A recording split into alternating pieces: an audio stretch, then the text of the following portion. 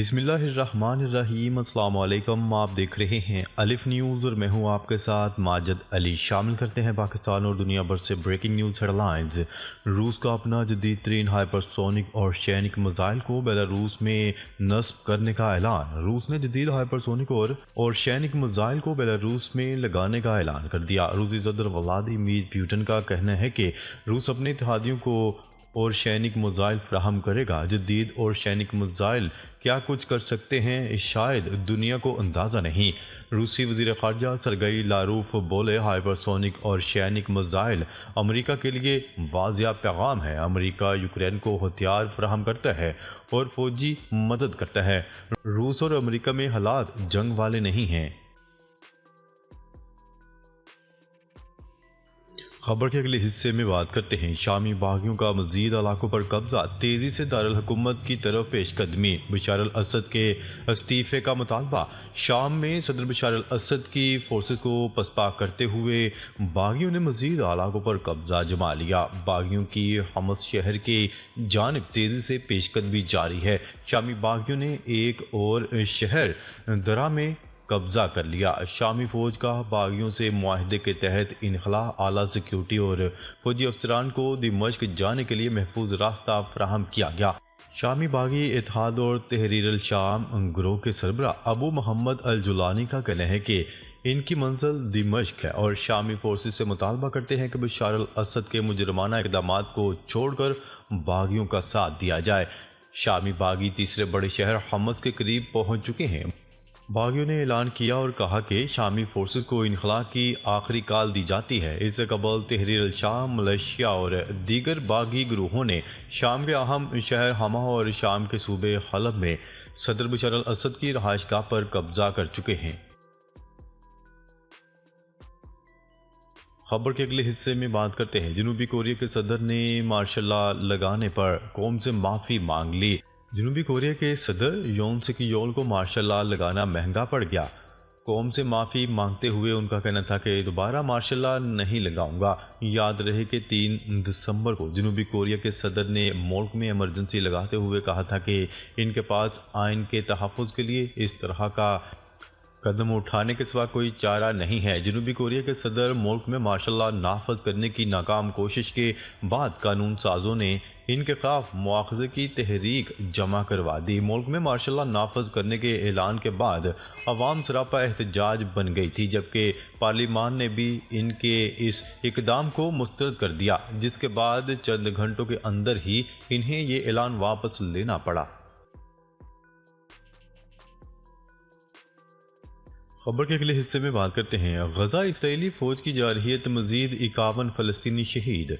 अरब media की report के मुताबिक शुमाली गजा में कमाल अदवान हस्पताल को इसराइली फोर्सेज ने ड्रोन से निशाना बनाया। हस्पताल में मरीज और डॉक्टर्स खून में नहा गए। इस हमले में कम अज़ कम 29 फ़लस्तीनी शहीद हुए। अरब मीडिया की रिपोर्ट के मुताबिक नसीरात कैंप पर भी इसराइली हमले में शहीदों की तादाद 20 हो गई, जबकि नसीरात कैंप में शहीद अफराद में 6 बच्चे 5 खवातीन शामिल हैं। इसराइली फ़ौज ने बैतुलहैया में इंडोनेशिया के हस्पताल को भी निशाना बनाया। गजा में इसराइली बमबारी से शहीद फ़लस्तीनियों की तादाद 44,612 हो गई। लबनान में हिजबुल्लाह से जंगबंदी के बावजूद भी इसराइली हमले जारी हैं, जिससे 5 अफराद जख्मी हुए। खबर के अगले हिस्से में बात करते हैं भारत में किसानों के दिल्ली चलो मार्च पर पुलिस टूट पड़ी। झड़पों में 8 किसान जख्मी हो गए, जबकि आंसू गैस के इस्तेमाल से कई किसानों की हालत ख़राब हो। पुलिस ने किसानों को दिल्ली से 200 किलोमीटर दूर पंजाब और हरियाणा की सरहद पर शंभू के मकाम पर रोकने की कोशिश की, जिसके बायस हाईवे पर गाड़ियों की लंबी कतारें लग गईं। किसानों की जानिब से हुकूमत से कर्ज माफ़ी की ज़मानत, किसानों की रियासती मदद और आमदन बढ़ाने का वादा पूरा करने का मुतालबा किया जा रहा है। किसानों के मार्च के बायस रियासत हरियाणा के सरहदी ज़िला अम्बाला में मोबाइल इंटरनेट सर्विस भी मअतल है। भारतीय मीडिया के मुताबिक आज पुलिस से होने वाली झड़पों के बाद किसानों ने दिल्ली की जानिब अपना मार्च भी रोक दिया है।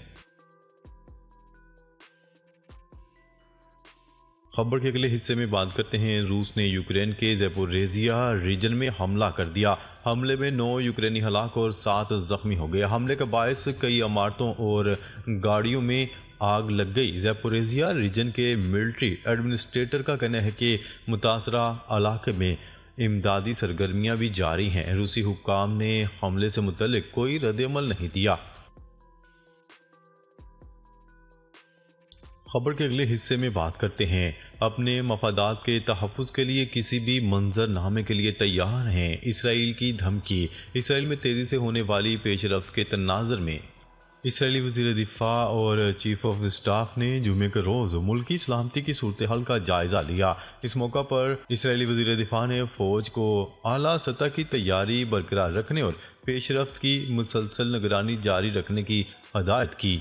उन्होंने इस बात पर भी जोर दिया कि फ़ौज किसी भी मंजरनामे के लिए और इसराइल के सलामती के मफादात के तहफ़्फ़ुज़ के लिए हर वक्त तैयार रहे। उन्होंने मज़ीद कहा कि फ़ौज इसराइल की खुद मुख्तारी या सलामती को ख़तरे में डालने की इजाज़त नहीं देगी और अपनी आबादी के इस्तेहकाम और सलामती के तहफ़्फ़ुज़ के लिए पुरअज़्म तरीके से काम करती रहेगी। वाज़ेह है, आला सतह के इसराइली हुकाम ने जुमेरात के रोज़ इंकशाफ किया है कि इसराइली इंटेलिजेंस हुकाम गुज़िश्ता चंद दिनों के दौरान तवक्का से ज़्यादा तेज़ी से शामी फ़ौज की दफ़ाई लाइनों के गिरने से हैरान हैं। अमरीकी खबरसां इदारे की रिपोर्ट के मुताबिक उन्होंने इस बात पर भी गौर किया कि मुसल्लह ग्रुपों की इस तेज़ रफ्तार पेश रफ्त से शामी फ़ौज के ख़ात्मे में तेज़ी आएगी। एक सीनियर इसराइली एहलकार का ख्याल था कि दिमश्क के ज़वाल का इम्कान पहले की निस्बत ज़्यादा नज़र आने लगा है। एक अमरीकी अहदेदार ने तस्लीम किया कि शामी फ़ौज की दफ़ाई लाइनें तेज़ी से गिर रही हैं। उनका कहना था कि शाम की फ़ौज दरअसल लड़ नहीं रही। ताहम उन्होंने कहा कि वो वाशिंगटन को शामी हुकूमत के लिए कोई फौरी ख़तरा नज़र नहीं आ रहा। उन्होंने मज़ीद कहा कि मौजूदा सूरत हाल गुज़िश्ता दहाई के दौरान बशार अल असद को दरपेश सबसे बड़े चैलेंज की अक्कासी करता है। खबर के अगले हिस्से में बात करते हैं। इसराइल के लिए हथियारों की खेप को बंदरगाहों पर दाखिले से रोकने पर अमेरिका स्पेन से नाराज़ हो गया।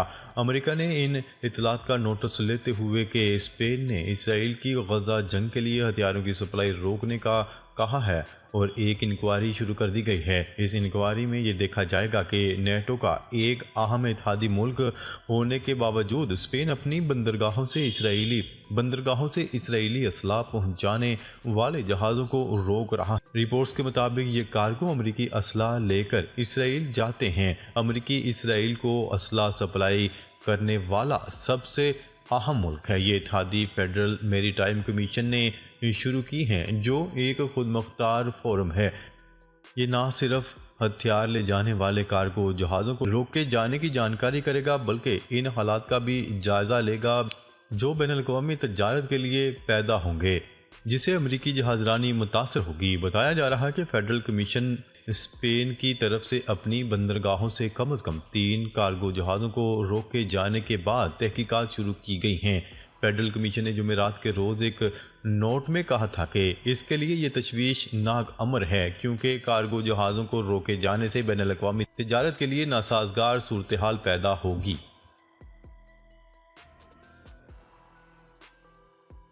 खबर के अगले हिस्से में बात करते हैं। गजा के अवाम की हमायत में यमन के अवाम का मिलियन मार्च। यमनी अवाम ने गजा के अवाम और फ़लस्तीन के इस्तकामती महाज की हमायत और सहूनी हुकूमत की मज़म्मत में जुमे को मुल्क गिर मिलियन मार्च किया। इस रिपोर्ट के मुताबिक यमनी मुजाहिदीन ने अपने मिलियन मार्च में इसी तरह अमरीकी जंगी बहरी जहाज़ों नीज़ मकबूजा फ़लस्तीन के अंदर गासिब सहूनी हुकूमत के फौजी और स्ट्रेटजिक मराकज़ पर यमन की मुसल्लह अफवाज के हमलों की हमायत का भी ऐलान किया। यमन के अवाम ने तमाम तर मुश्किलात और मसाइल के बावजूद जारहा आलमी साम्राज्य और गासिब सहूनी हुकूमत से मुकाबले के लिए अपनी मुकम्मल आमादगी का भी ऐलान किया। यमन के अवाम ने अपने मिलियन मार्च में ऐलान किया कि वो मजलूम फ़लस्तीनी अवाम नीज़ इस्तकामती फ़लस्तीनी महाज के दलेर मुजाहिदीन की मुकम्मल हमायत और इनके साथ यकजहती का ऐलान करते हैं।